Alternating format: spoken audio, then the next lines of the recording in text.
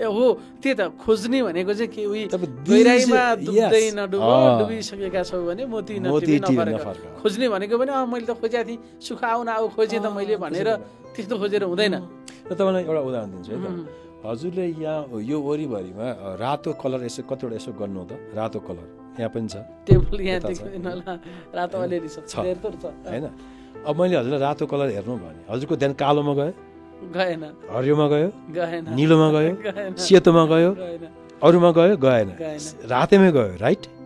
भनेपछि यसको मतलब कि हजुरले जे हेर्नुहुन्छ जे खोज्नुहुन्छ पाउने त्यही मात्रै हो कि अरू पाउँदै पाउनुहुन्न नि सिम्पल थ्योरी छ नि त।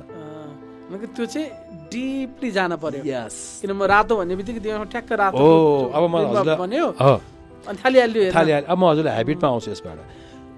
अब मैले जे खोजेको थिएँ लाइफमा मैले त्यो भेटेँ भनेको किन मैले भित्रबाट भेटेर अरू साइड लगाइदिएँ नि त मैले त्यो मात्रै खोजेँ नि त मैले जुन मैले पाउन खोजेको थिएँ हो मैले पाएँ होइन।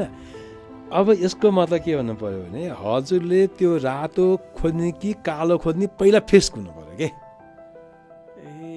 खोज्ने कुरा त फिक्स हुनु पऱ्यो नि सर अब्जेक्ट हजुर जर्नी हजुरको पहिला डेस्टिनी फिक्स हुनु पऱ्यो न त कहाँ जाने त। जस्तो यहाँ ट्याक्सीमा बस्नु भयो मलाई जहाँ लैजाऊ भने ट्याक्सीको ड्राइभर त हाँस्दैन कहाँ जाने मेरो सोध्छ उसले ट्याक्सी ड्राइभरले तेरो इच्छा जहाँ लान्छ लैजा भन्ने कि यहाँ जान्छौँ भन्दा हामी यहाँ लैजा भन्छौँ नि हामीले होइन। हो पहिला डेस्टिनी फिक्स हुनु पऱ्यो नि त हजुरले के खोजेको कुरो पत्ता लगाउनु पऱ्यो। अधिकांश मान्छेलाई खोज्ने कि खोजेकै के खोजे थाहा छैन कि